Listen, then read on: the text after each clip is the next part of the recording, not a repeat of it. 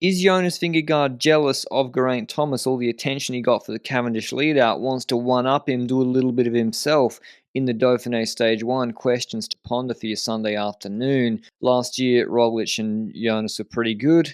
Roglic won GC, Jonas won Solaison, and was pretty good in the Tour de France. And this is the tune-up race. He comes back from altitude.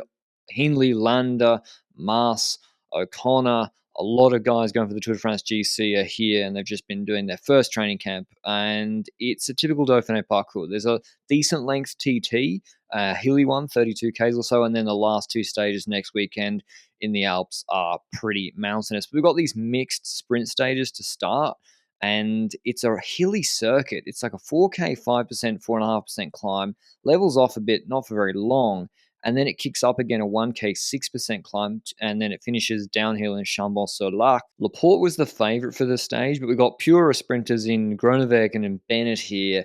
Maybe stage 3 they've got a chance, but a strong break went, which is a problem for those sprinters. Godon, Heracotz, Van Moer the best three, then Van den Bosch and Grondin, and Jumbo-Visma predictably set the stall out early, and they were pacing with Van Baarle. 250 was the gap they had to, because that break's so strong. Like, Heracotz is 1, Andalusia stage 1 before, and they're going for Laporte, stage favourite, but they got a bit of help from some other teams, like Bora Hansgrohe, who are trying to get Bennett around this circuit. That was never happening, and you can see here Buchmann was getting on the radio after Mullen was pulling to say slow down a little bit there, champ. And that's the problem with such a strong break. Because it's strong, you can't just go slow on the climbs. The break's going to ping the descent really quickly. But if you go too quick on the climbs, if you're Bora or Jaco Lula, you're going to drop your sprinters. So it's really break formation where these two, Bennett and Groenewegen, had no chance today. And then Jumbo-Visma as well, once it starts raining, they're going to take even less risks on the descent because they've got Vingegaard for GCs, the big prize in the Tour de France. So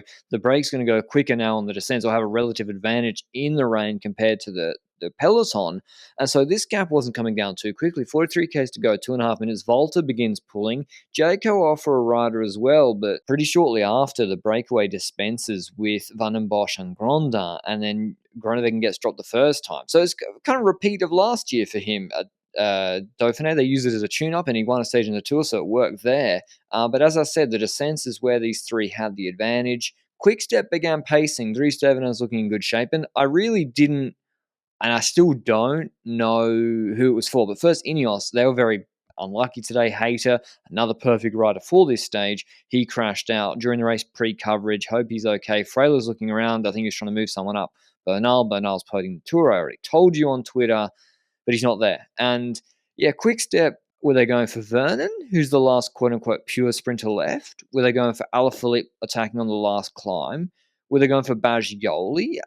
Or were they going for Seneschal? I couldn't really figure it out because Seneschal and Baggioli ain't beating the door in a flat sprint. It's not an uphill sprint.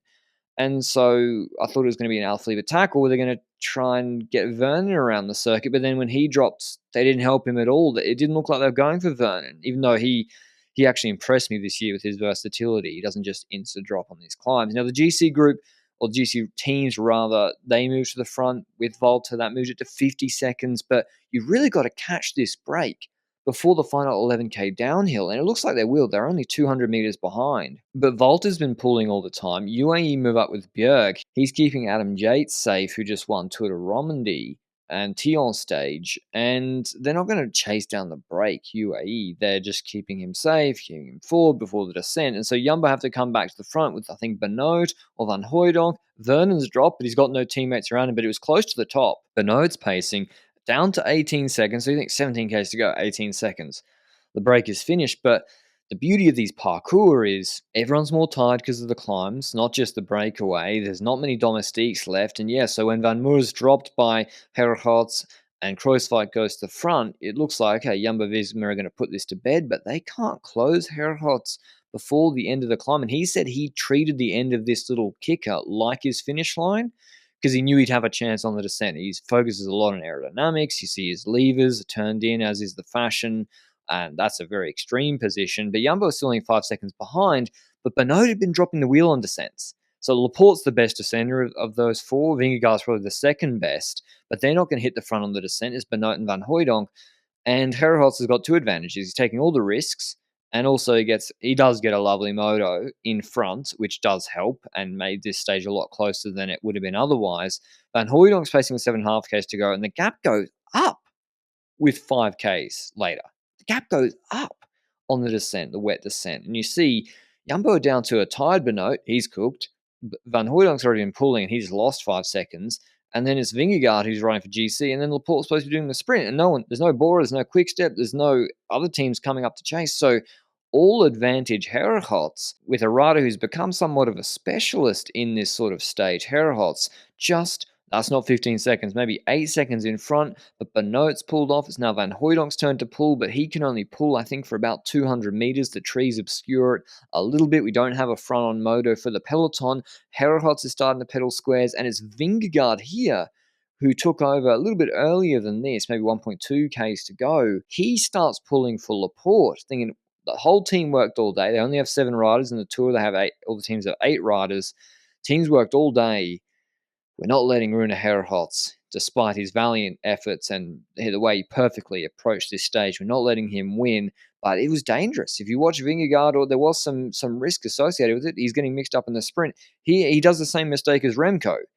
He's not used to doing sprint lead-outs, and he's like, where's Christoph? He's trying to put Christoph on maybe Tamino's wheel, the Alpecin wheel, but he looks over his shoulder, and he nearly chops himself onto Alaphilippe, who follows the bend correctly. And Vingegaard sort of drifts a little bit into him, holds it up, but, they're the risks. Didn't matter. The reward was Herhots being caught in the final, I think 25 meters. Christophe Laporte, too quick for these guys. Trentin Zangler, who I do like, young talented French rider, Cofidis, and Van Poppel. And you see, this is a small group. People have been dropped or gapped. I don't know what has happened. And yeah, you see the effect of the hills and how difficult this stage was, even though it's so short. Van Poppel's quick, but Laporte had lengths on him, and Van Poppel couldn't sprint for too long. And even Maxim Van Hills, he's quite fast. He ends up coming 5th. Laporte, very happy. The team went for him today, and he's thanking Jonas Vingegaard, defending Tour de France champion, big favourite for this race, doing the sprint lead out on stage 1. And he also did the same thing for Van Aert, actually, on the stage he through to Guru last year. But Laporte wins ahead of Trentin. Herhots, a valiant 3rd. That's not the last you'll see of him. He's a really good rider. Zangel, Maxim Van Hills, and Van Poppel. Baggioli, right? Stannard, Marco Brenner here again. He only does hard World Tour races. Very curious to me. But anyway, hope you enjoyed the video. We'll have a similar stage, I believe, tomorrow. Maybe the breakaway will get the job done then. Until the recap of that, ciao.